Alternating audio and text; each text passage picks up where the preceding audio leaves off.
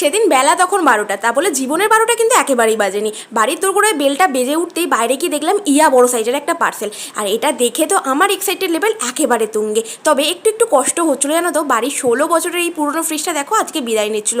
তা দেখে দেখলাম শাশুড়ি মায়ের মনটা কিন্তু একটু হলেও খারাপ হয়েছিল।